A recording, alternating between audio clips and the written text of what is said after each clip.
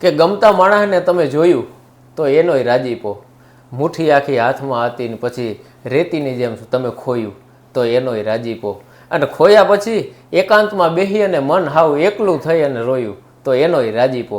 રાજીપો એટલે દુઃખને ઉત્સવમાં ઉજવવાનું એક ઠેકાણું. રાજીપો એટલે આપણા ભીતરમાં પડેલા આનંદ, આપણા ભીતરમાં પડેલી વેદના, આપણા ભીતરમાં પડેલી વાર્તાઓને જગ સામે લઈ આવવાનું એક ઠેકાણું. મેક્ષભાઈ? હા રવિભાઈ, જ્યારે વાત રાજીપોની આવે, જ્યારે વાત રાજી થવાની આવે, ત્યારે રાજી ત્યારે પણ થઈ શકાય કે જ્યારે આપણો ભાઈબંધ, આપણો અંગત મિત્ર પ્રગતિના શિખરો સર. વાહ! રાજીપો શોમાં ઘણા બધા કલાકારો આવી રહ્યા છે, અનેક કલાકારો આવશે, પરંતુ આજે એક એવો કલાકાર કે જે માત્ર કલાકાર નહીં, અમારા પિતરનું ભેરું છે, અમારો અંગત ભાઈબંધ છે, કે જેમણે અનેક વર્ષોથી પોતાના પિતાજીને ભજનો ગાતા સાંભળી અને પછી આ લોક સંગીતમાં એન્ટ્રી કરી છે. સાહેબ, સંગીત જેને વારસામાં મળ્યું હોય ને, પછી એને સંગીત વિશે બહુ બધી ચિંતા કરવાની ન હોય. એક એવો જ હરફનમોલા કલાકાર. હરફનમોલા એટલે કહું છું કે એ દાંડિયા કરે, એ ભજનોય કરે, એ લોક સંગીતને માણે અને એ ભજનોની દુનિયામાં ડંકો વગાડે. એવો કલાકાર, એવો હોશીલો ને જોશીલો કલાકાર એટલે મિલન ઓડેદરા, એટલે કે મિલન મહેર છે આજે આપણા શોના મહેમાન. મિલનભાઈ, સૌથી પહેલા તો રાજીપો શોમાં તમને જોઈ અને અમને ખૂબ રાજી થઈ છીએ. યસ મેક્ષભાઈ, રવિભાઈ, સૌપ્રથમ તો બંને ભાઈઓનો ખૂબ ખૂબ આભાર કે આ રાજીપો શોમાં મને તમે આમંત્રિત કર્યો. અને દર્શક મિત્રોને ખાસ જણાવવાનું કે આમ તો અમે બધા ભાઈબંધો જ છે, પણ ભાઈબંધો સાથે આવી રીતના એક શોમાં ભેગું થવું એનો પણ રાજીપો કંઈક અલગ હોય છે. ત્યારે ફરી એકવાર બધા દર્શકોને કહેવાનું કે આ રાજીપો શોને તમે પ્રેમ આપતા રહ્યો અને બસ આ રીતે જ અમે બધા ભાઈબંધો ભેળા થઈ અને અમારી બધાની જે ભાઈબંધીની વાતો છે, એ ભાઈબંધીના કિસ્સા છે, તમારી સાથે શેર કરીએ. બિલકુલ મિલનભાઈ, કલાકાર આપણે થઈ જઈએ એનો એક સમય હોય, પરંતુ કોઈ પણ વ્યક્તિ શરૂઆતના તબક્કેથી કાંઈ એવી ખેવના નથી રાખવો કે મારે આ બનવું છે કે હું આ બનીશ. એક સમય એને એવું લાગે છે કે મારે આ બનવું જોઈએ. મિલન મહેર આજે આખા ગુજરાતમાં ધૂમ મચાવે છે પોતાના અવાજથી, પોતાના ગીતોથી. એણે પણ ક્યારેક વિચાર્યું હશે કે મારે કલાકાર થવું છે. એવો જીવનનો કયો તબક્કો હતો, એવો કયો સમય હતો જ્યારે તમને પહેલી વખત એવો મનોમન નક્કી કર્યું હશે કે મારે કલાકાર થવું છે? કે સંગીત મને વારસામાં મળેલું છે. પપ્પા સંતવાણી કરતા, એની આશરે 30 વર્ષ જેવું સંતવાણીમાં એના આપી દીધા છે. એટલે સંગીત આમ તો વારસામાં મળેલું, પણ જ્યારે મને એવું લાગ્યું, એવો સમય આવ્યો કે હવે મારે પણ કલાકાર બનવું છે, એક ડાયરાનો નવો દોર શરૂ થયો. કે જ્યારે હું જેને મારા આઈડલ માનું છું, ભાઈ શ્રી કીર્તિદાનભાઈ ગઢવી, એમના હું ડાયરા જોતો અને ક્યાંક ને ક્યાંક મને એવું લાગ્યું કે સંગીત તો મને વારસામાં મળેલું જ છે. એટલે જોતો ઘણા બધા ડાયરા જોતો, ઘણા બધા એવા બીજા કલાકારોને પણ જોતો, પણ હું આઈ થિંક મેં 12th મારું પૂરું કર્યું ત્યાર પછી મને એવું લાગ્યું કે નહીં, હું પણ આમાં આ ક્ષેત્રમાં ઝંપલાવી શકું છું અને હું પણ એમાં કંઈક કરી શકીશ. ત્યારે મને લાગ્યું કે હવે શ્યોર મારે આ વસ્તુ કરવી જ છે. તો કલાકારની તમારી આ જર્ની ત્યાંથી શરૂ થઈ. શરૂ થયેલી સફરમાં અત્યાર સુધીમાં તમને સૌથી મોટું સ્ટેજ, મતલબ તમે આખી સફરમાં તમને એવું લાગ્યું હોય કે યસ આ સ્ટેજ મારા માટે મોટું હતું, તો એવું સ્ટેજ કયું હતું કે જે તમને લાગ્યું કે યસ આ મોટું સ્ટેજ છે? મારા માટે મારી આ સફરનું સૌથી મોટું સ્ટેજ હું કહીશ તો કે આદ્યશક્તિ નવરાત્રિ જામનગર મારા માટે બહુ મોટું સ્ટેજ. અને આમ કહે તો કે આદ્યશક્તિ નવરાત્રિ જ મને ફળી ગઈ છે. વાત આદ્યશક્તિ નવરાત્રિની આવે એટલે અમારા બંને ભાઈઓની યાદી હોય. પહેલા વર્ષે હું અને મિલનભાઈ સાથે, બીજા વર્ષે હું, મિલનભાઈ અને રવિભાઈ ત્રણે સાથે. એટલે સ્વાભાવિક કે આદ્યશક્તિ નવરાત્રિને અમે એટલે યાદ કરીએ છીએ કે અમારા જેવા ઘણા બધા કલાકારોને એક મોટું મંચ પૂરું પાડ્યું છે અને એની યાદો આવે એટલે સ્વાભાવિક કે એ મોટા મંચને યાદ કરી. મિલનભાઈ, ભજનોનો દોર હતો. તમે વાત કરી કે પપ્પા સાથે ભજનો સાંભળવા જતા, તમે પપ્પા સાથે નાના મોટા બધા કાર્યક્રમો ગયા હશે. આજે હું મારા દર્શક મિત્રોને કહી દઉં કે પ્રોફેશનલ જમાનો છે, પૈસાનો જમાનો છે. ભજનીકો, કલાકારો હજારો લાખો રૂપિયા લેતા થયા છે. ત્યારે આનંદની અને હૃદયને રાજીપો થાય એવી વાત એ છે કે મિલનભાઈના પિતાજીએ લગભગ 3 દાયકા સુધી ભજનો કર્યા છે અને એ પણ એક પણ રૂપિયો લીધા વગર. અને કદાચ આજે એ મીઠી સુવાસ છે એ એના અવાજમાં આવી રહી છે, એનો એ રાજીપો છે. મિલનભાઈ, આ સમય દરમિયાન પપ્પા સાથે તમે કાર્યક્રમોમાં જતા હો ત્યારની કોઈ એવી ઘટના, કોઈ એવી યાદો કે જે તમે પિતાજી સાથે કોઈ એવા કાર્યક્રમોમાં ગયા હો અને તમારી સાથે યાદો જોડાયેલી હોય, એવી યાદોને આપણે તાજી કરીએ. એવી મેક્સભાઈ ઘણી બધી યાદો છે, પણ મેં કીધું એમ કે પપ્પાનો એક એવો નિયમ હતો કે સંતવાણી કરતા પણ એ એક પણ રૂપિયો લેતા નહીં. અને ત્યારે તો બધું એટલું બધો પૈસાનો ફુગાવો પણ નહોતો, એટલે ઘરના પેટ્રોલે જવાનું અને એક આપણી પરંપરા મુજબ આપણે જે હાર્મોનિયમ હોય છે પેટી ઉપર 100-200 રૂપિયા મૂકીને આવવાનું, આ એનો નિયમ હતો. એટલે હું એની સાથે જતો કાર્યક્રમમાં. એવી ઘણી બધી યાદો છે, પણ એક મને યાદ આવે છે કિસ્સો. અહીંયા રાણાવાની બાજુમાં એક રામગઢ કરીને ગામ છે, અમારા સંબંધીઓમાં જ ભજનનો કાર્યક્રમ હતો, પપ્પા સાથે હું જાતો. પપ્પાનું એક એવું માનવાનું હતું કે મારો દીકરો ભજન ના ગાવે તો વધારે સારું.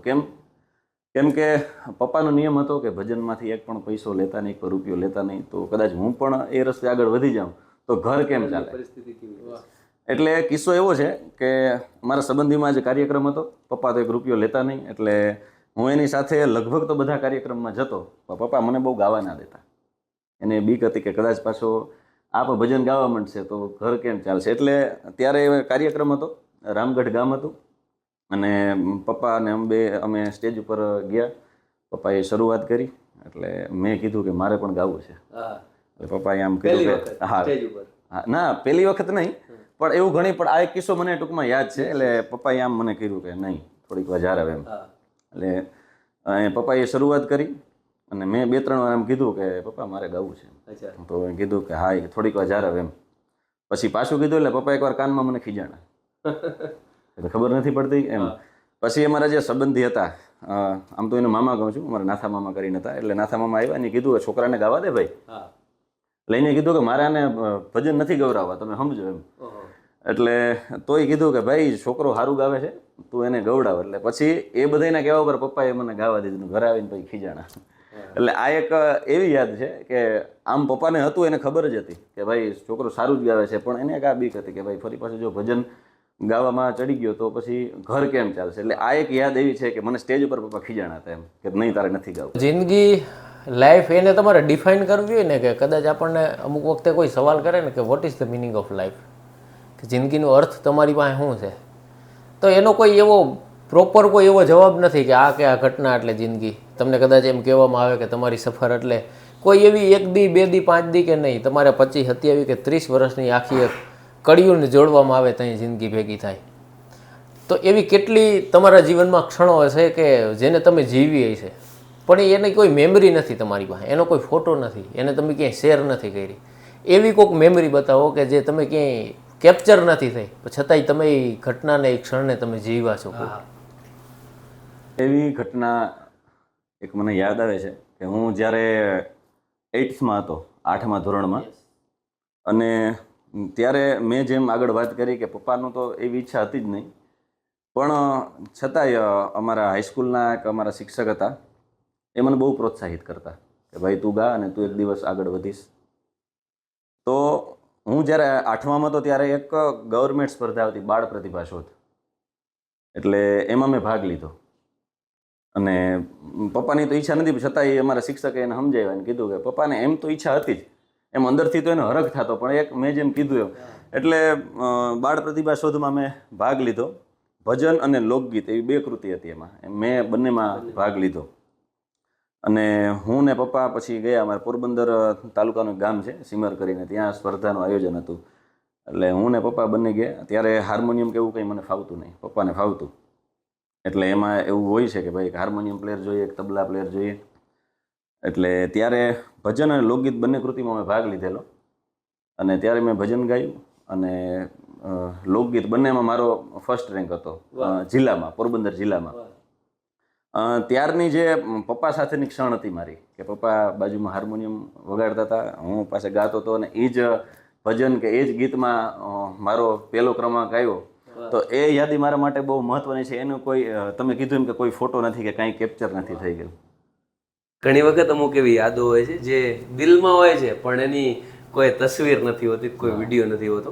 મારા દર્શકોને યાદ કરાવી દઉં કે 1983ની ભારત ઝિમ્બાબ્વેની મેચ, બહુ અગત્યની મેચ, 17 રનમાં 5 વિકેટ પડી ગઈ હતી ભારતની. અને કપિલ દેવે એ મેચમાં મંગુશ બેટથી બેટિંગ કરી અને 175 રનની ઇનિંગ રમ્યો કપિલ દેવ. તમને જણાવી દઉં, ભાઈએ વાત કરી એમ કે આજ દિવસ સુધી એ મેચનું ક્યાંય ફૂટેજ નથી, કારણ કે એ દિવસે કોઈ પણ કારણસર એનું લાઈવ ટેલિકાસ્ટ થઈ શક્યું નહીં. એટલે કપિલ દેવને કોઈ પૂછ્યું હતું કે તમારા જીવનનો સૌથી યાદગાર ક્ષણ અને સૌથી અફસોસની ક્ષણ, તો બંને એ જ ગણાવી હતી. મને આનંદ એ વાતનો છે કે મેં 175 રન કરીને ભારતને વર્લ્ડ કપની મેચ જીતાડી, અને અફસોસ એ વાતનો છે કે એનું આજની તારીખમાં કોઈ ફૂટેજ નથી. એટલે ભાઈની પણ કંઈક એવી યાદો છે કે પ્રથમ ક્રમાંકે આવેલા, પણ એ વખતે આ બધો સમય નહીં. શાળાની તમે વાત કરી એટલે મને મારા દર્શકોને પણ જાણવું છે કે મિલનભાઈ છે સ્ટેજ ક્ષેત્રે આજે એનું નામ છે, પણ અભ્યાસમાં પણ તેજસ્વી હતા. કંઈક લગભગ સાયન્સ કર્યું છે તમે, તો કેટલા સુધી અભ્યાસ કર્યો છે એની પણ વાતો લઈ લઈએ. મેં 12th સાયન્સ પૂરું કરેલ છે. અચ્છા. અને ત્યારબાદ બીએસસી ના મેં 3 દિવસ પૂરેપૂરા કરેલ છે. પૂરા 3 દિવસ? લાંબી સ્ટોરી છે. ના સાંભળીએ. કારણ કે કોઈ કોલેજનો વિદ્યાર્થી જ્યારે માત્ર 3 જ દિવસ કોલેજ કરી અને કોલેજનું સુવર્ણકાળને ત્યાં જ ખત્મ કરી દેતો હોય, તો પછી એની ભલે શોર્ટમાં પણ કહાની તો જાણીએ કે શા માટે 3જા દિવસ પછી કોલેજ જવાનું જ મન નથી હોતું, તો કેમ બંધ કરી?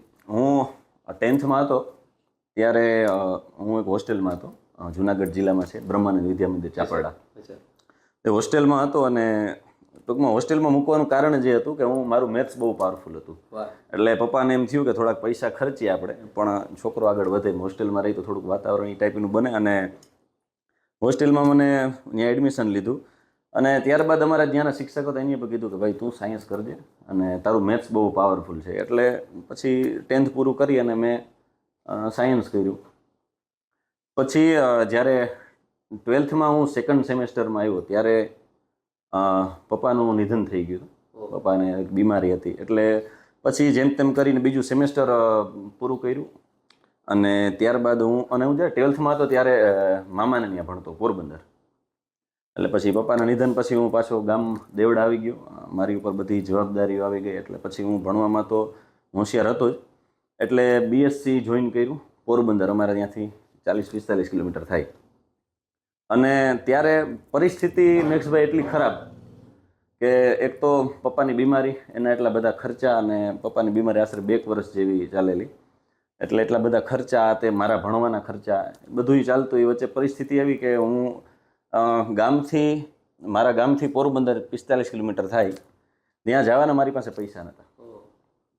એટલે હું 2 દિવસ ગયો અને 3જા દિવસ મેં જોયું, મેં નક્કી કરી લીધું કે મારી પાસે ત્યાં જવાના પૈસા નથી, તો મારે આ કરવું કે મારા ઘરની જવાબદારીઓ મારે સંભાળવી.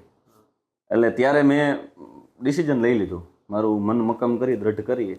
અને ઘણા બધા મિત્રો છે, સગા સંબંધી, બધા વાતો કરતા કે તારે ભણવું જ નહોતું તો પછી શું કામ એમ એટલા ખર્ચા કર્યા તે, પણ એ મેં કાંઈ સાંભળ્યું નહીં. અને અત્યારે એ મારા ડિસિઝન ઉપર મને એમ હું સંતોષ છે, હું ગર્વ છે મને કે મેં ડિસિઝન નાની ઉંમરમાં લઈ લીધું. પણ 3 દિવસ પછી મેં ભણવાનું છોડી અને સીધો હું આપણો જે મારો મુખ્ય વ્યવસાય હતો ઘરનો, ખેતીમાં ચડી ગયો. અચ્છા. હા, ખેતી. આજે સોશિયલ મીડિયાએ ધૂમ મચાવી છે. ઇન્સ્ટાગ્રામ હોય, ફેસબુક હોય, વોટ્સઅપ પર અલગ અલગ પ્રકારના સ્ટેટસ હોય. મિલનભાઈ, તમને પણ ઘણી વખત જોયા છે કે ખેતી કરો છો. ખેતી કરતા હોય, હાથમાં પાવડો હોય, પગે પેન્ટના પાયચા ચડાવેલા હોય અને તમે ખેતી કરતા હો. તમારા ચાહકોને જણાવી દો કે મિલનભાઈ પણ ખેતીમાં રસ ધરાવે છે, ખાલી ફોટો વિડીયો માટે નહીં, પણ ખરેખર પરિવારને મદદરૂપ થવા માટે ખેતી કરે છે, કે પછી ખાલી આમ વિડીયો માટે? પરિસ્થિતિ એવી હતી કંઈક કે મારે બનવું હતું શિક્ષક. હા, મારે મેથ્સ ટીચર બનવું હતું, પણ મેં જેમ વાત કરી કે પરિસ્થિતિ ખરાબના લીધે મેં મારું ભણતર મૂકી દીધું. તો પછી મારી પાસે એક જ રસ્તો હતો, ગાવાનું તો મારું બંધ થઈ ગયું હતું. હું કેમ કે ભણવામાં હોશિયાર હતો એટલે ગાવાનું મેં બંધ કરીને ફૂલ ફોકસ મારું ભણવામાં જ લગાડેલું. એટલે પછી મારી પાસે ઓપ્શન એક જ હતું, ખેતીનું. એટલે પહેલેથી એવું હતું કે ભાઈ હવે આપણે ખેતી તો બાપ દાદા બધા કરે છે તો હવે નથી કરવી. પણ એમાં જઈને મને ખબર પડી કે ખેતી છે ને એની પણ એક મજા છે, એની એક ખૂબસૂરતી છે. આ એક મારા દિલની વાત છે. અત્યારે હજી પણ મને એવું નથી કે ભાઈ ઓપ્શન ના હોય તો મારે ખેતી કરવી, પણ એ સમય એવો હતો કે ત્યારે મને ખબર પડી કે મજબૂરીના લીધે નહીં, પણ ખેતીની પણ એક ખૂબસૂરતી છે એમ. એટલે કાંઈ મારી પાસે ઓપ્શન ના હોય તો મારે ખેતી જ કરવાની હતી, અને એ મારો ખેતી શોખ પણ છે મારો. આપણો એક શબ્દ છે ને એની પોતાની એક મજા છે. હા રવિ, એટલે ખેતીની વાત આવી તો ઘણી વખત આપણે વિડીયો કોલ કરી તો મિલનભાઈ ખેતી કરતા હોય, વાડીએ હોય, પણ એ આખી જર્નીમાં થતાં થતાં એક વખત એવું આવ્યું હોય છે કે તમે બજારમાં મિલન વડોદરા ઇન્ટ્રોડ્યુસ થાય, અને ઇન્ટ્રોડ્યુસ માણસ એમને ન થાય એના માટેનું કોઈક માધ્યમ હોય.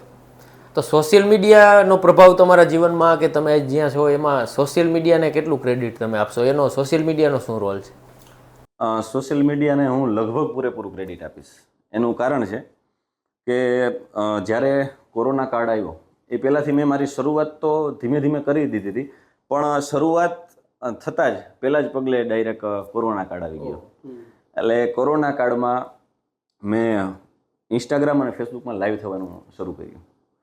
જે કલાકાર મિત્રોને હું શરૂઆતમાં ઓળખતો એની સાથે લાઈવ અથવા તો એકલો લાઈવ થઈ જતો, રોજ લાઈવ કરતો.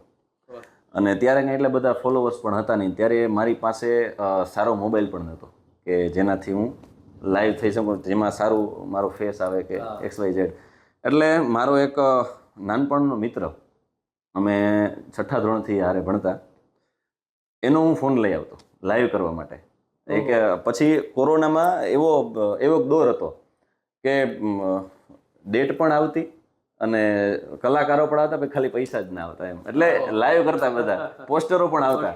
એટલે એક શેડ્યુલ નક્કી થઈ ગયું હોય કે ભાઈ આજે આ કલાકાર સાથે છે કે મિલનભાઈ કે XYZ ગમે એ કલાકાર 6 વાગે, તો હું 5:30 વાગે જઈને પહેલાં તો એની પાસેથી મોબાઈલ લઈ આવતો. એની પાસે સારો મોબાઈલ હતો, તેમાં કેમેરો સારો હતો, એમાં મજા આવતી એમ. તો એ રીતના મેં કોરોના કાળમાં અસંખ્ય વાર લાઈવ કર્યા, અને લાઈવથી મારા ફોલોવર્સ ધીમે ધીમે વધ્યા અને લોકો સુધી હું પહોંચ્યો. એટલે સોશિયલ મીડિયાને હું લગભગ પૂરેપૂરું ક્રેડિટ આપીશ. સોશિયલ મીડિયા અત્યારના જમાનામાં પહેલાં તો કેવું હતું કે કલાકારને કલાકાર થવું હોય ને તો આ 6-8 મહિના 12 મહિના કે 2-3 વર્ષ તો હાર્મોનિયમ ઉપાડીને રખડવું પડે કોકની પાછળ. વારો આવવું હોય તો આવે, નોય આવે. પણ સોશિયલ મીડિયાની વાત થઈ છે તો સોશિયલ મીડિયામાં તમારા 2 સોંગ, એક તો લાઈવ વિના ગઈ તમારું ખૂબ વાયરલ થયેલું, અમે તો અહીંયા હાજર હતા, અમે એ ઘટનાના અને એ ક્ષણના સાક્ષી છીએ. તમારા રૂવાડા ઊભા થઈ જાય તમે લાઈવમાં સાંભળો તો. પણ દર્શકો સુધી તમે એ વાત પહોંચાડો કે એ પ્રોગ્રામ શું હતો અને એ ઘટના આખી શું હતી? એ ઘટના આપણે આદ્યશક્તિ નવરાત્રિ 2023ના એક દિવસની વાત છે, અને છેલ્લો રાઉન્ડ હતો, અને એમાં અમે 3 કલાકારો, ભૂમિ આહિર, અલવીરા મીર અને હું, અમે 3 કલાકારોને અમારા ઓર્ગેનાઇઝરે કીધું કે ભાઈ તમે 3 છેલ્લી 15-20 મિનિટ છે ધૂમ મચાવી દો. એટલે શરૂઆત બંને કલાકારોએ કરી. એટલે પછી ગરબાનો માહોલ હતો. એટલે એક આપણું ગરબાનું ગીત છે મુને એકલી જાણીને કાને છેડી, એ ગીત મેં ગાયું. પછી આપણે સિસ્ટમ છે કે એક મુખડું પછી એક અંતરો, એટલે એનું મુખડું મેં ગાયું. અને ત્યારબાદ સડનલી મને એવું વિચાર આવ્યું કે હવે આનો અંતરો નથી ગાવો. એ ચારુકેશી રાગમાં હતું, તો ચારુકેશી રાગને મળતો જ રાગ હતો, લાઈ વિના ગઈ.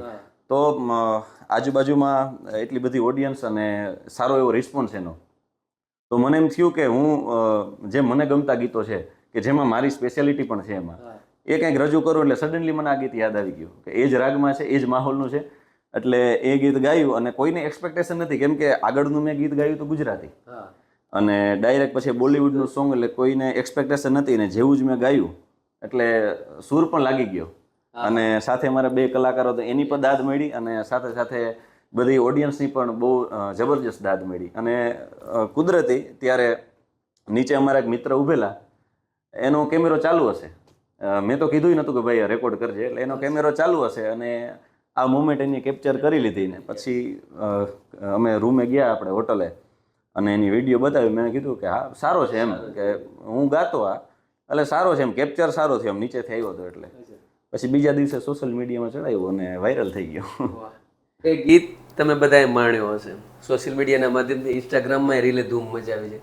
તો આજે રવિભાઈ એવું લાગે છે કે તો પછી ઈ માહોલ ત્યારે જે હોય પણ આજે ઈ માહોલ બની જાય તો પાછી મજા આવી જાય. એટલે એક વખત કમસે કમ એક પંક્તિ, મતલબ કે એનું જે મુખડો છે એ તો આપણે સાંભળીએ. लाई भी न गई ते निभाई भी न गई, लाई भी न गई ते निभाई भी न गई, मैंने मारदा जहान मैनू सारा, तेरी मेरी ओ टूट गई सोनिए जीवे टूटे अंबर तो तारा तेरी मेरी ओ टूट गई सोनिए जीवे टूटे अंबर तो तारा હા, લાગે ને કે સાંભળતા જ રહીએ. એ તો તમે સાંભળશો તો તમને ખ્યાલ આવશે, કારણ કે સોશિયલ મીડિયામાં ઇન્સ્ટાગ્રામ હોય, મિલનભાઈની પોતાની આઈડી હોય, યુટ્યુબ પર એમના ગીતો હોય, ધૂમ મચાવે છે. મિલનભાઈ, અત્યારે આલ્બમ સોંગનો પણ એક ટ્રેન્ડ છે. ઘણા બધા કલાકારો છે એ સ્ટેજ પર આવવાની સાથે સાથે પોતાના આલ્બમ સોંગ્સ બનાવે છે. યસ માર્કેટમાં તમારા પણ આલ્બમ સોંગ હશે. તમને ગમતું આલ્બમ સોંગ અથવા તો પહેલો આલ્બમ સોંગ જે મિલન મહેરે પોતાની લાઈફનો પહેલો આલ્બમ સોંગ બનાવ્યો એની યાદી કરી લઈએ. પહેલા આલ્બમ સોંગની યાદી તો કરવી છે, પણ સાથે સાથે આલ્બમ સોંગ કઈ રીતના અમે બનાવ્યું, કઈ રીતના શૂટ કર્યું અને ક્યાંથી એમની શરૂઆત થઈ એના વિશે મારે થોડીક વાત કરવી છે. કે મારી શરૂઆત જ્યારે, અને પહેલું આલ્બમ સોંગ એટલે તમે સમજી શકો કે શરૂઆતનો જ એ દોર હોય. મારી શરૂઆત અને અમારા પોરબંદરના જ અમારા વડીલ કહીએ અને એવા જ લોકગાયક કે જેનો કોઈ મેં નથી જોયો કે એનો કોઈ લોકસંગીતમાં કે એના પરફોર્મન્સમાં કોઈ તોડ હોય, અમારા ભાઈ શ્રી જીતભાઈ કેસવાલા. જીતભાઈ કેસવાલા સાથે મારા જે સગા મામા છે એના થ્રુ મારે મુલાકાત થઈ. મામાના ઘર પાસે જે કંઈક કામથી આવ્યા હતા અને મામાએ કીધું કે ચાલો જીતભાઈને તને મળાવી દો. એટલે એમ જીતભાઈને મળ્યા અને 2-3 ગીતો ગવડાવ્યા જીતભાઈએ મને. અને જીતભાઈએ 2-3 સજેશન આપ્યા અને મને કીધું કે આ વસ્તુ સુધાર, તારો અવાજ સારો છે અને તારો અવાજ છે એ માર્કેટમાં ધૂમ મચાવશે એવું મને કીધું. અને પછી મને કીધું કે આપણે એક આલ્બમ સોંગ કરીએ. એને કહી દીધું એટલે મને એમ હતું કે ભાઈ ઓકે કહી દીધું. મને કે તૈયાર રહેજે. મેં કીધું કે હા ઓકે. એટલે મને કીધું ભાઈ એવડા મોટા માણસને પછી ટાઈમ હોય ના હોય આપણા માટે, એટલે ભૂલી જતા હોય. પણ કેવું થયું કે થોડાક દિવસ પછી ઇન્સ્ટાગ્રામમાં હું લાઈવ, જીતભાઈ લાઈવમાં મારી સાથે જોડાણા, બીજા 2 મિત્રો જોડાઈ ગયા. એટલે 2-3 ગીતો મને ગવડાવ્યા. 1-2 ગીતો અહીંયા કીધું મને આવડતા પણ નહોતા, એટલે કીધું કે ઓકે આ તૈયાર કરી લેજે. મેં કીધું કે ઓકે કાંઈ વાંધો નહીં. અને લાઈવ પૂરું થવાનું હતું, પહેલાં સેકન્ડો આવી જતી લાઈવમાં કે કલાક પૂરી થાય એટલે બસ. એટલે સેકન્ડ પૂરી થઈ મને કીધું કે તું મને મેસેજ કર, તારું કામ છે. એટલે મેં દોડીને તરત ઇન્સ્ટાગ્રામમાં મેસેજ કર્યો કે હા બોલો બોલો, તારા નંબર કે નાખ. એટલે મેં નંબર નાખ્યા. એટલે એની ફોન આવ્યો મને, આપણે એક ગીત કરવાનું છે. મેં કીધું તું યાદ છે? હું કે હા યાદ છે. ઓકે તો હું ફોન કરું એટલે કે પોરબંદર આવી જજે. મેં કીધું ઓકે ક્યારે કરશો? કે એ કાંઈ નક્કી ના હોય ભાઈ, કે હું ફોન કરું એટલે આવી જવાનું. ઓકે ઓકે આવી જઈશ. એટલે 3-4 દિવસ એને થઈ ગયા અને મને હજી યાદ છે કે રાતના 9-9:30 જેવો ટાઈમ હશે અને જમીને અમે ઘરે બેઠા હતા. મને કે ફોન આવ્યો, મિલન ક્યાં છે? હું ઘરે. ઓકે પોરબંદર આવી જા. એટલે મેં કીધું કે અત્યારે? હા આપણે સોંગ રેકોર્ડ કરવાનું છે. મેં કીધું કે ઓકે હાલો આવી જાઓ. મેં કાંઈ કીધું જ નહીં. એટલે ઠંડીનો માહોલ હતો, શિયાળો હતો અને મારી પાસે ત્યારે બાઇક. એટલે જે મેં મારા મિત્રની વાત કરેલી કે એની પાસેથી હું ફોન લઈ આવ્યો તો એને ફોન કર્યો. એ જે મારો મિત્ર છે એનું નામ ભનુ છે. એ મારા સફરમાં એક મારો સફરનો ભાગીદાર જ કહી શકું કે મારા બધા જ કાર્યક્રમોમાં, બધા જ પ્રોગ્રામમાં એ મારી સાથે નિસ્વાર્થ ભાવે આવે, નિસ્વાર્થ ભાવે. એટલે એને ફોન કર્યો કે ભાઈ આપણે પોરબંદર જવાનું છે. તો મને કહે કે હું ક્યાંય ખેતરમાં છું ને પાણી વાળું છે ભાઈ, એ મૂકી દે, આપણે સોંગ રેકોર્ડ કરવા જવાનું. એને મૂકી દીધું અને અમે 2 નીકળી ગયા. અને ત્યારે શરૂઆતનો દોર હોય ને એટલે આપણે અમુક બીક હોય કે ભાઈ બાઇક લઈને જઈએ ખુલ્લામાં તો અવાજ બેસી જાય કાનમાં, આ તે. તો બધું એકદમ માહોલ બનાવી, મફલર ને ટોપીને જેટલું એટલું બધું લઈ અને ભનુને કીધું તું ગાડી આગ, હું આગળ બેસી તો અવાજ બેસી જાય. એટલે અમે ગયા અને મને ખબર પણ નથી કે કયું સોંગ કરવાનું છે. કંઈ પૂછ્યું જ નહોતું, એક્સાઇટમેન્ટ જ એવડી હતી. પહેલું સોંગ હતું. સ્ટુડિયોએ જઈને ડાયરેક્ટ કોયલ બેઠી આંબલિયાની ડાળ આવડે છે? મેં કીધું કે હા, પણ એના અંતરા કે નથી આવડતા, અહીંયા લખીને આપ્યા. અને પહેલું સોંગ એ કોયલ બેઠી આંબલિયાની ડાળ અમે રેકોર્ડ કર્યું, આપણું જે ભાતીગળ લગ્ન ગીત છે. અને એનું પછી શૂટિંગ થયું અને પછી અમારા એક સ્ટુડિયોવાળા મિત્ર છે માલદેભાઈ કરીને, એમને એની શૂટિંગ પણ કરી આપ્યું ફ્રીમાં, એની ચેનલમાં મૂકી દીધું. અને પછી સોંગ થોડુંક હાલી ગયું, જેટલું મને એક્સપેક્ટેશન હતી એનાથી વધારે હાલી ગયું. અને સમાજમાં, અમારા સમાજમાં એમ થયું કે ભાઈ કોઈક આપણા સમાજનો છોકરો છે અને અવાજ એકદમ યુનિક છે એમ. એ મારું પહેલું આલ્બમ સોંગ હતું. મિલનભાઈ, હરેક માણસની એક ગાથા હોય. રાણા બાવળિયા છે મારો એક મિત્ર. રાણાનો એક શેર છે કે સાંભળી હતી મેં સાંભળનારની કથા, પછી યાદ ન આવી તારણહારની કથા, અને જગત આખું હળગી રહ્યું છે અને માનવે છેડી છે મલ્હારની કથા. તો હરેક માણસની એક ગાથા હોય, હરેક માણસની એક કથા હોય. સંગીત હારેનો તમારો નાતો, સંગીત હારેની તમારી જર્ની, પહેલાં તમે સંગીત હારે જોડાઓ, પછી સંગીતથી વિખૂટા પડો, ફરીથી જોડાવો. ખરેખર એ જર્ની, તમારી સંગીતની સફર કેવી રહી? મારી સંગીતની સફર એકદમ વણાકોવાળી છે. હું તમને વાત કરું તો જ્યારે હું નાનો હતો ત્યારથી જ મારા નાનીમાં મને પોરબંદર લઈ ગયા કે ભાઈ તને અહીંયા નથી રહેવા દેવું, એમ તને ભણાવવો છે. એટલે હું ત્યાં વયો ગયો અને વેકેશનમાં જતો હતો. ખબર પપ્પા ભજન ગાતા, ક્યારેક એની હારે જતો હતો. એક વારસામાં હતું લોહીમાં. તો એ વસ્તુ હું જ્યારે 3જા 4થા ધોરણમાં હતો પોરબંદર, ત્યારે એમ રેન્ડમલી ખાલી ગાતો. મને ત્યારે 2 જ ગીત કે ભજન તમે જે કહો, એક રામાપીરનો હેલો અને રામાપીરની આરતી, એ 2 જ વસ્તુ મને આવડતી. એ પણ ખાલી ટુકડા, એમ નાના નાના. તો એ ગાતો. પછી મારું 5મું ધોરણ પૂરું કરી અને નાની માનું નિધન થયું એટલે પછી મને ગમતું નહીં, એટલે ઘરે પાછો દેવડા આવતો રહ્યો. અને દેવડા પછી 6ઠા ધોરણમાં એડમિશન લઈને ત્યાં સરકારી સ્કૂલમાં આપણે અભ્યાસ કરતો. પછી ત્યાં આપણે ખ્યાલ હોય તો સિસ્ટમ હતી કે પ્રાર્થના હોય ત્યારે પછી બધાને થોડું થોડું કંઈક ગાવાનું આ તે. તો ત્યારે ગીત મને પછી આવડી ગયું હતું. એમ કેસેટોમાં સાંભળતો, ત્યારે કેસેટનો જમાનો, વેડુમાં વીરડો ગાડતી હતી. તો એ ગીત હું ગાતો ને બધાને મોજ આવતી એમ. તો પછી બધાએ કીધું કે સારું ગાવે તારે પપ્પાની જેમ, એમ તું કે મહેનત કરજે. તો ત્યાંથી એ મારી સફર શરૂ થઈ. પછી મેં વાત કરી હતી કે હું 8મા ધોરણમાં તો બાળ પ્રતિભા શોધમાં જિલ્લામાં પ્રથમ આવ્યો. પછી ઝોન લેવલે મારો 3જો નંબર હતો. એમાં મારી ભૂલ એક એવી કે મેં ભજન કૃતિમાં હતો ને, મેં ભજન અર્વાચીન સિલેક્ટ કરી લીધું હતું. જ્યારે પ્રાચીન ભજન મેં સિલેક્ટ કર્યું હોત ને તો પછી એમાં નંબર આવી જાત. પણ એના પછી ટૂંકમાં ભણવા હોશિયાર હતો, મેં વાત કરી એટલે ભણવાનું ગાવાનું મૂકીને ભણવાનું શરૂ કર્યું. પછી 12થમાં આવ્યો, પપ્પાનું નિધન થયું. પછી અમારે જ્યારે 10થમાં હું હતો, 10મામાં, ત્યારે અમારા એક સંગીતના શિક્ષક હતા ત્યાં. હું તો ખાલી એમને એની પાસે હતો, રવિભાઈ ભટ્ટ કરીને. એ મને બહુ પ્રોત્સાહિત કરતા કે તું ગા ભાઈ, તું આ મૂકી દે એમ. તો 12th પછી જ્યારે ઘરે આવ્યો ત્યારે એક સ્ટાર મેકર કરીને એક એપ આવતી, આપણે ખબર હતી, બેકગ્રાઉન્ડમાં ટ્રેક હોય આપણે, હા, એમાં ગાવાનું. તો ત્યારે આશિકી 2 પિક્ચર આવેલું અને એનું ગીત હતું તુમ હી હો. એ ગાઈને મેં રવિ સરને મોકલ્યું. તો એને કીધું કે ભાઈ તારો અવાજ પહેલાંથી સારો થઈ ગયો, તું ગાવાનું શરૂ કર. એટલે ત્યારથી પાછું ગાવાનું આપણે શરૂ કર્યું.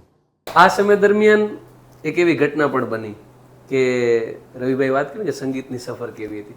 અમે સાંભળ્યું છે કે સંગીતની આ સફર જેમ સ્ટાર્ટ થઈ, વચ્ચે એક અચાનક એવો બ્રેક આવ્યો કે જ્યારે એમ થયું કે હવે સંગીત નથી જોઈતું અથવા સંગીતમાં આગળ નથી વધવું. તો આ બ્રેક આવવાનું કારણ શું અને ફરી પાછા જોડાવાનું એ કારણ શું? બ્રેક આવવાનું કારણ તો એવું હતું કે 2 વખત બ્રેક આવ્યા આ સફરમાં. હા, એક વખત તો મેં કીધું કે જેમ 3-4 વર્ષ મેં કંઈ ગાયું જ નહોતું. અને શરૂ કર્યા પછી પણ જ્યારે હું ઘરે આવી ગયો દેવડા પાછો ભણતર પૂરું કરીને, ત્યારે વચ્ચે એમ થયું કે હવે ઘરની જવાબદારી એટલી હતી, પરિસ્થિતિ થોડીક નબળી.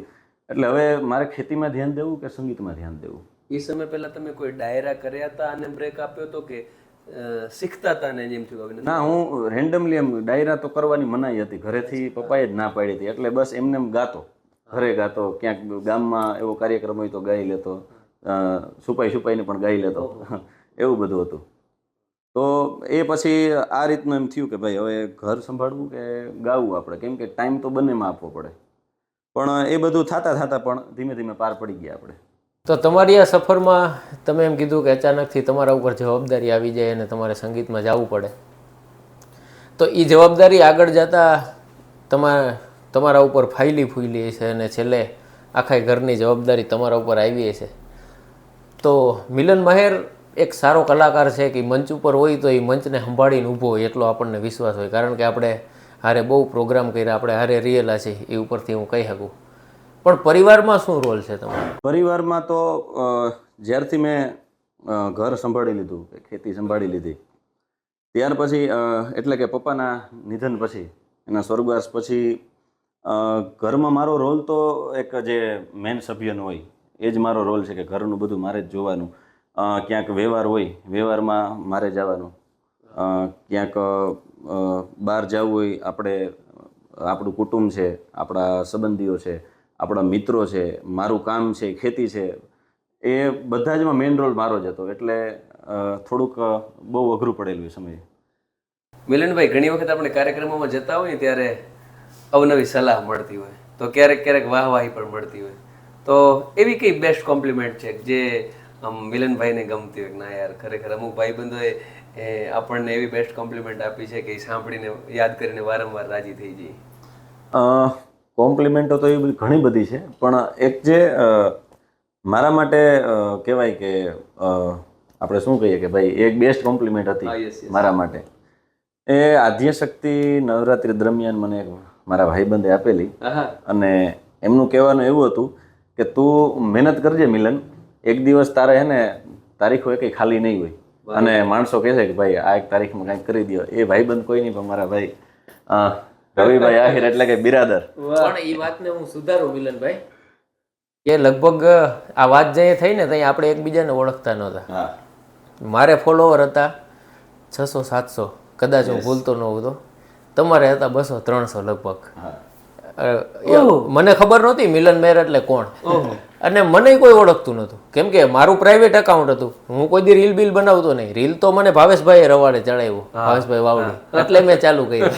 એટલે સ્ક્રોલ કરતા કરતા મિલનભાઈની એક રીલ્સ મને આડી આવી. પછી આપણને એક રીલ સારી લાગે એટલે આપણે અકાઉન્ટમાં જાય, અકાઉન્ટમાં જોઈને મેં 10-12 એના વિડીયો જોયા.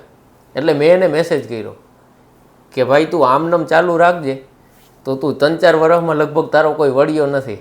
મેં લખ્યું હતું આયર બોલે ને એટલે લોઢામાં લીટો. ત્યાં અમે એકબીજાને ઓળખતા નહોતા, અને મારી એ વાત સાચી પડી એટલે આપણને એ વાતનો ગર્વ. અને હું એક એના વિશે વાત કહું કે બાદમાં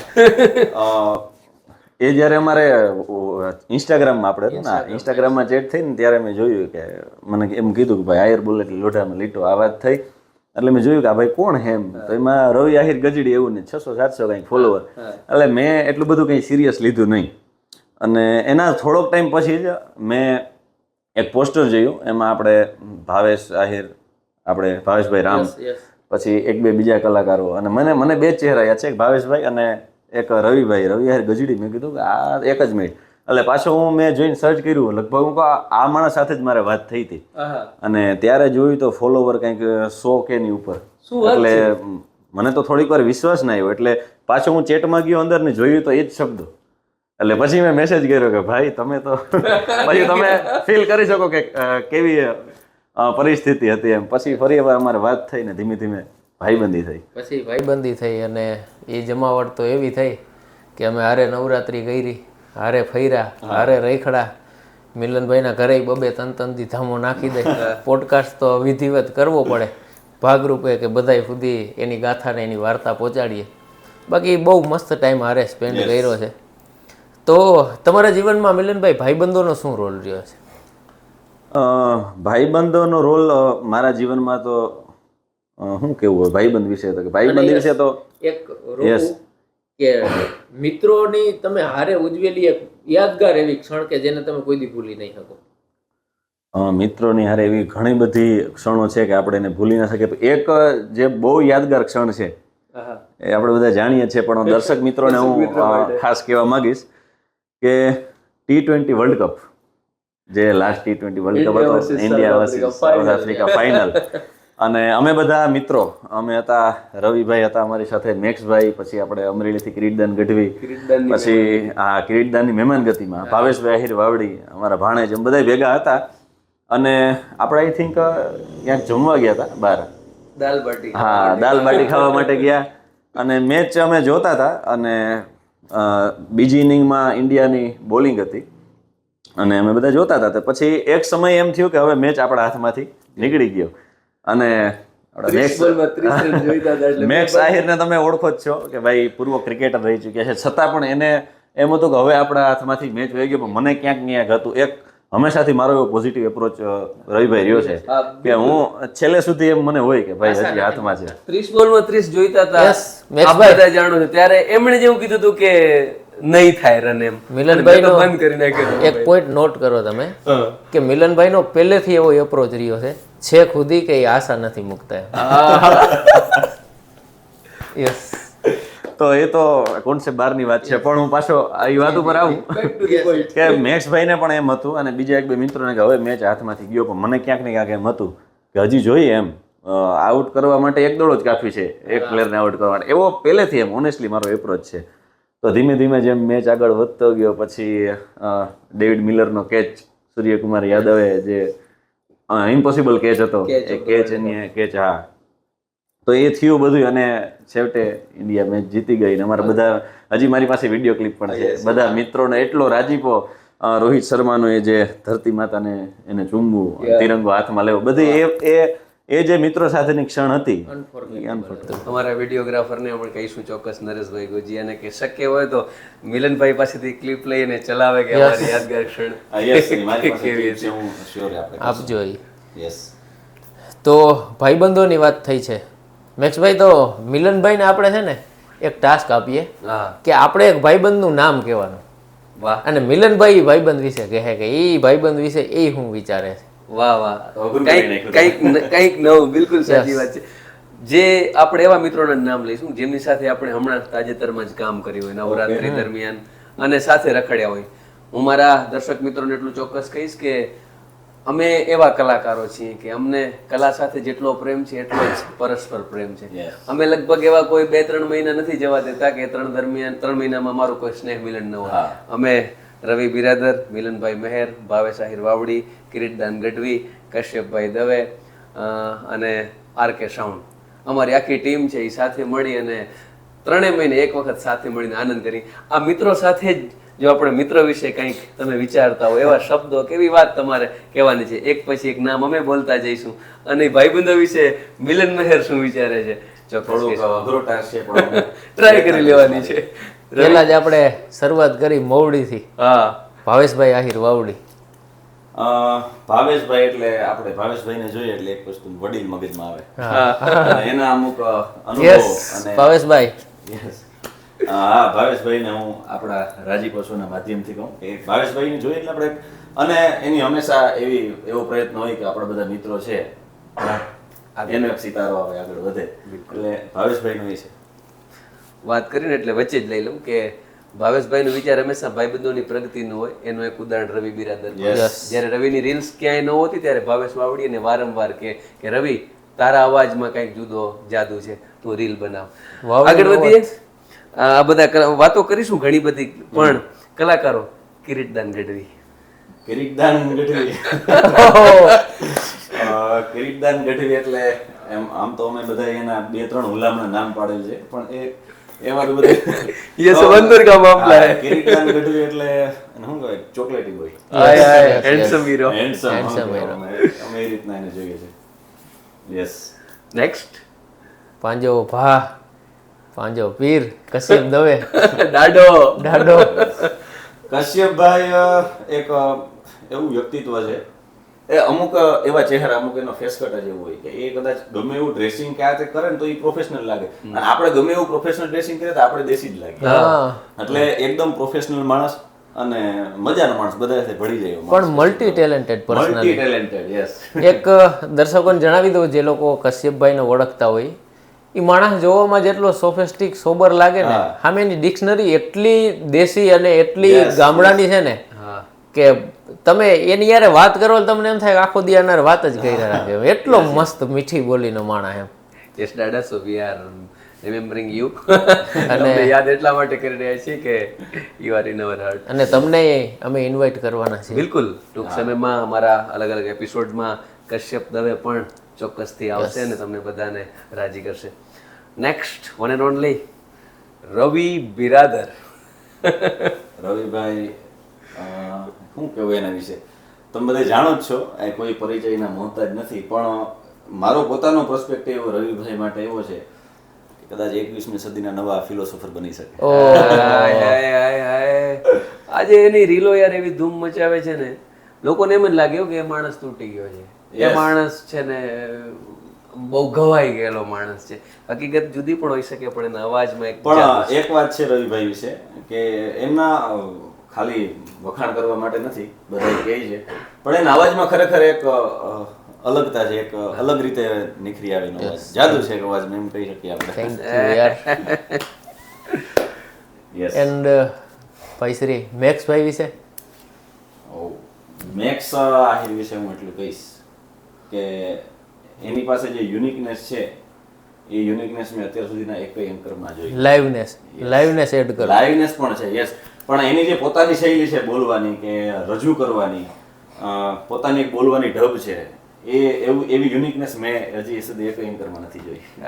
મેક્સ બ્રો. મેક્સભાઈનો તમારું ઇન્ટરવ્યુ મેં એક જોયું હતું અને મને યાદ નથી મેં કોનામાં જોયું હતું. એમાં એને તમને સવાલ કર્યો હતો કે મેક્સ આહિર, યસ લગભગ વિજયભાઈ જોટવાનું જોયું હતું કે મેક્સ આહિરનો મતલબ શું થાય. તો મેક્સભાઈએ બહુ મસ્ત જવાબ આપ્યો હતો કે મારા મમ્મીએ એનો અર્થ કાઢી આપેલો છે કે મેક્સ એટલે મેક્સિમમ. વાહ. અને મેક્સભાઈની એફર્ટ એટલે મેક્સિમમ એફર્ટ છે. મેં લગભગ આ ફિલ્ડમાં 24 કલાક 48 કલાક 6 7 દિવસ સુધી કન્ટિન્યુ ટ્રાવેલિંગ કરવું અને તમે જઈએ સ્ટેજ ઉપર જોવો ત્યાં આપણે એમ થાય કે આને ફ્રીજમાંથી કાઢીને સ્ટેજ ઉપર મૂક્યો છે, એટલી ફ્રેશનેસ સાથે કામ કરવું. One and only Max Ahir યાર, બહુ અઘરી વસ્તુ છે. એક વાત તમારી વચ્ચે આ બંને ભાઈઓ માટે હું કહી દઉં, એટલું ટૂંકમાં મને એક્સપ્લેન કરતા તો નહીં આવે, પણ એક તો બંને ભાઈઓની એટલી મહેનત છે, ખાસ કરીને રવિભાઈનું એટલું વાંચન આ તે બધું, પણ આ બંને ભાઈઓને હું જોઉં એટલે એના કામ પ્રત્યે જે એની સિરિયસનેસ અને એનો જે એના જે વિચાર છે એ હું આજથી આ બે ભાઈઓને નહોતો મળ્યો એ પહેલાં હું વિચારતો કે જે પ્રોફેશનલ લોકો છે કે XYZ ગમે એ ડાયરેક્ટર હોય કે પછી વિડીયોગ્રાફર, સિંગર, સાહિત્યકાર જે બહુ સારા લેવલ ઉપર છે, એ કઈ રીતે વિચારીને એના કામને એક્ઝિક્યુટ કરતા છે. એ મેં મેક્સભાઈ ને રવિભાઈને જોયું ને એના વિચાર જોયા ત્યારે મને લાગ્યું કે નહીં આ રીતના જ કરતા હશે. થેન્ક યુ દોસ્ત. યસ મિત્રો, વાતો તો ઘણી બધી થઈ શકે એમ છે, પણ મેં કીધું અમારા પોડકાસ્ટની પણ એક લિમિટ છે. પણ ખરેખર આજે મિલનભાઈ સાથે ઘણી બધી દિલની વાતો કરી છે અને તમને બધાને રાજી કરવાનો મારો પ્રયાસ રહ્યો છે. રવિભાઈએ વાત કરી એટલે તમને બધાને એક છેલ્લી વાત કરી દઉં. મારા રેપિડ ફાયર, આપણા શોમાં અંતે રેપિડ ફાયર લઈએ છીએ, ફટાફટ સવાલો અને ધડાધડ જવાબો. એના પહેલાં કે હું એક વસ્તુને હંમેશા કાયમ માનું છું કે જીવનમાં એવું કાંઈ ન હોવું જોઈએ જે તમને ન આવડતું હોવું જોઈએ. થોડું તો થોડું પણ તમે એના માટે પ્રયાસ કરી લો. આ બધા અહીં જે આપણા શોમાં આવે છે એમણે જીવનના દરેક તબક્કાને જીવ્યા છે, દરેક તબક્કામાં કંઈક શીખ્યા છે અને એ શીખેલું, એ જીવેલું તમારી સામે પ્રસ્તુત કરવાનો અમારો આ પ્રયાસ એટલે રાજીપો. ફરી વખત આપણે રાજીપોમાં તમને બધાને એક જ રિક્વેસ્ટ કરીશ કે તમારા મિત્રો દોસ્તો સુધી આ શોને વધુને વધુ પહોંચાડો, જેથી કરીને આવનારા સમયમાં જેટલા પણ આર્ટિસ્ટ, જેટલા પણ કલાકારો, સમાજસેવકો, શિક્ષકો, કવિઓ, કલાકારો, ક્રિકેટર્સ બધા જ આ શોમાં આવવાના છે. બધા સાથે તમને બધાને મોજ આવી વાતો કરવાના છીએ. અને મિલનભાઈ છેલ્લે યસ, રેપિડ ફાયર એટલે કે અમારા સવાલો ધડાધડ, તમારા જવાબો ફટાફટ. મજા આવશે બહુ. Are you ready? Yes, definitely. So finally we start what rapid fire. Rapid fire. તો 5 કરોડ માટે તમારો પહેલો સવાલ મિલનભાઈ, તમારો ફેવરિટ સિંગર કોણ? અઘરું છે પણ કીર્તિદાન ગઢવી, કુમાર શાનુ, ઉદિત નારાયણ. યસ, કોમ્બો છે. કોમ્બો. લોક સંગીત અને Mix. Yes yes. એક એવી બાબત જે બિલકુલ ન ગમતી હોય. એ બાબત કોઈ પોતાની કમિટમેન્ટ ઉપર ના ઉભે. હા. એન્ડ મિલન મહેરની સૌથી મોટી ઉપલબ્ધિ? સંગીત. યસ. જીવનની એવી બાબત કે જેનો બહુ અફસોસ હોય આજે? અફસોસ એક જ વાતનો છે કે અત્યારે જે સ્ટેજ ઉપર છે એ મારા પપ્પા અહીંથી નથી જોઈ શકતા. વાહ. મિલન મહેર આવનારા સમયમાં રાજકારણમાં જોવા મળશે? કદાચ હા. ઓ પોલિટિક્સ. સબકો રસ है રાજકારણ में ભાઈ. પહેલા પ્રોગ્રામની ફી મિલન મહેરની, પહેલા પ્રોગ્રામની ફી પ્રોફેશનલ કાર્યક્રમની, પહેલા કાર્યક્રમની 500 રૂપિયા. That's too good. ક્રિકેટ કે મૂવી? ક્રિકેટ. ક્રિકેટ હોય એટલે ફેવરિટ ક્રિકેટર પણ હોય. Favourite cricketer one and only મારા favourite cricketer the hitman Rohit Sharma. Milan મહેરને સુકૂન આપતું સ્થળ? મારું પોતાનું ઘર. વાહ. હા. મિલન મહેર માટે પ્રેમ એટલે? પ્રેમ મારા માટે પ્રેમ એટલે હું ને તું નહીં, પણ મારા માટે પ્રેમ એટલે તું એ જ હું. ક્યા બાત હે, ક્યા બાત વાહ હે યાર, સુપર યાર. ડિપ્લોમેટિક એન્ડ ઇમ્પ્રેસિવ આન્સર હે. યસ. અત્યારે ઘણી વસ્તુ ચર્ચામાં છે, આપણે ઇન્ટરવ્યુને પૂરું કરીએ. હારવાર મિલનભાઈની હગાઈ બહુ ચર્ચામાં રહી તમે જોયું મને તો ખ્યાલ પેલા પોડકાસ્ટ ચાલુ થયો ને એ પેલા મને એમ હતું કે લગભગ અડધી કલાક કે 25-30 મિનિટ કે 35 મિનિટમાં વાત પૂરી થઈ જાય. સગાઈ પછી લડકે મેં ઠહેરાવ બહોત આયા. રહે છે. મિલનભાઈના જીવનની મહત્વાકાંક્ષા. મારું એક જ ડ્રીમ છે, એક જ સપનું છે કે મારે પ્લેબેક સિંગર બનવું છે. વાહ વાહ વાહ. યસ. ચોક્કસથી કાનુડાની કૃપા અને તમારો બધાનો પ્રેમ હશે અને એની મહેનત હશે તો આવનારા સમયમાં આપણે એને પ્લેબેક સિંગર તરીકે પણ જોઈશું. મિત્રો, આજના એપિસોડને અહીં આપીએ છીએ એક બ્રેક, કારણ કે આવનારા સમયમાં રાજીપોમાં તમને બધાને રાજી કરવા માટે અનેક સિંગર્સ, કલાકાર, ક્રિકેટર્સ ઘણા બધા આવતા રહેશે.